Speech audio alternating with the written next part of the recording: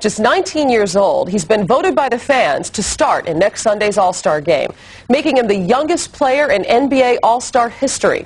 Bob Costas spoke with the Lakers' second-year sensation. A week from now, you'll be introduced not just as an All-Star, but at age 19, the youngest starting All-Star ever. It's a big national coming-out party for Kobe Bryant. The stage is set, Madison Square Garden.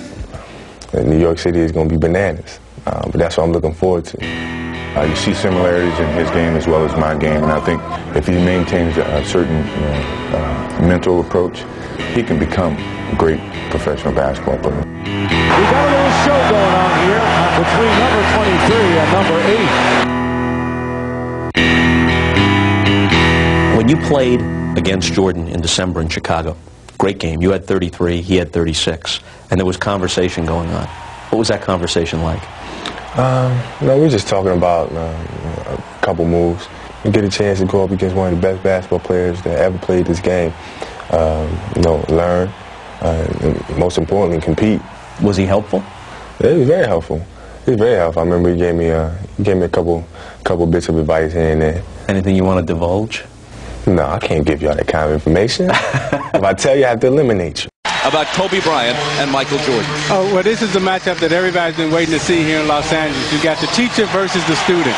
Kobe's trying to rob Michael of all his moves, trying to steal his talent, trying to steal his knowledge. Michael is trying to teach Kobe a lesson, trying to give him the experience, the youth, to the wisdom that what he once had. Kobe has a chance to be what Michael is in this league.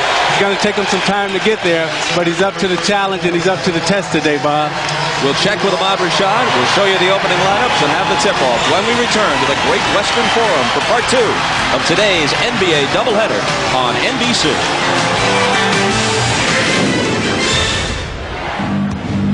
Pippen with the game's first shot. Both he and Michael were ice cold at Golden State on Friday night. Somehow they managed to win 87-80, but they were a combined 10 for 40. Pippen 8 for 23. Michael, one of the worst performances of his career, 2 of 17.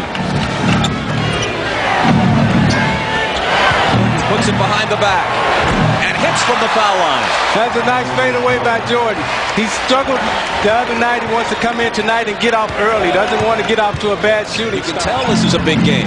Even just past noon, it is not a late arriving crowd at the Forum. Jordan, 2 for 3. See, that's what he wants to do. He wants to get into his rhythm early. You know, he's got the bounce. You know, this is a big game. The energy is in the building. You can look at the players' faces and tell that this is something that they want to come out tonight and prove to each other who is really the best. Stripped by Pippen. Back he comes in transition. Dishes to Michael. Well, that's what Pippen was talking about. He's a transition player, and you tend to get a more wide-open game against teams like the Lakers. Now, Michael wants to come out early. He takes it behind his back here, and he's going to shoot the little fadeaway. Now you'll see him here. He uses the screen set by Lonely, the pump fake, the fundamentals, the simple fundamentals of the game is what makes him great. Light some fire under him.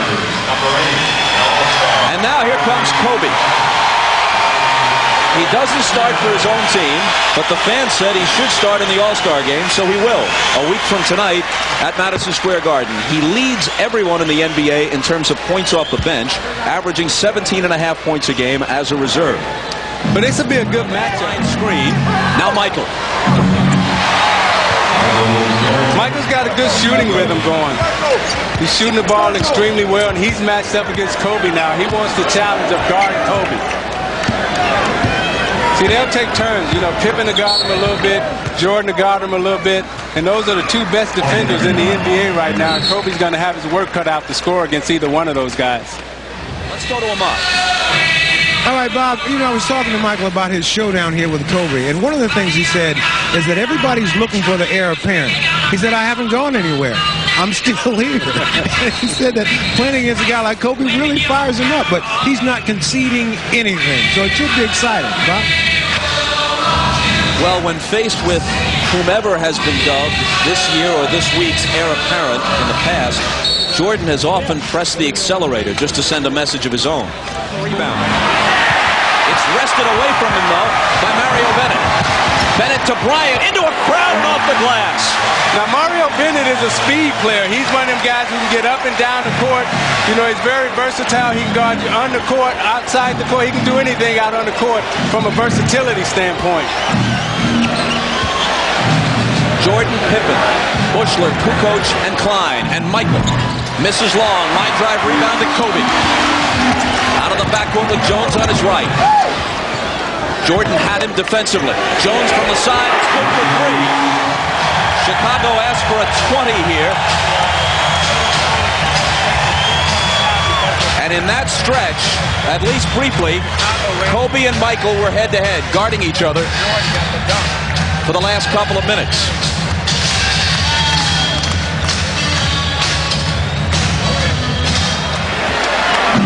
Last 10 seconds of the quarter.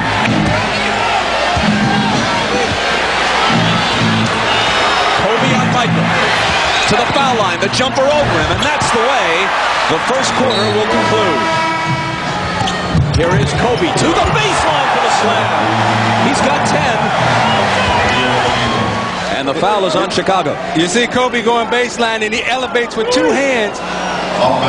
And he jumps off the wrong foot, which throws Luke Longley off balance.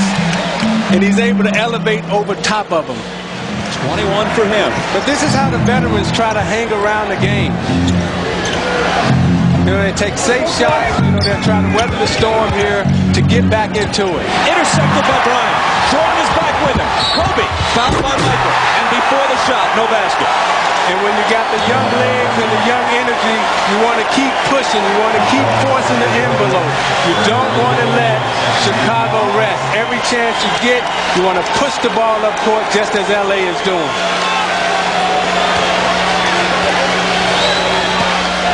That's the first on Michael. Kobe unleashes a three. Oh, it's there! See, the Chicago guys are standing around right now. You know, they're tired, you know, on that play right there.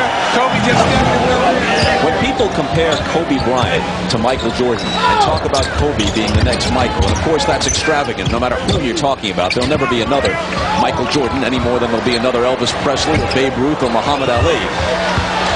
Wennington back with it. But one huge difference is, if Bryant and Shaq remain teammates, how in the world is Kobe Bryant, even though he's not the least bit bashful, how is he going to average 25, 26 shots a game as Michael Jordan has for a good portion of his career, when Shaquille O'Neal takes more shots than almost anybody else in the league?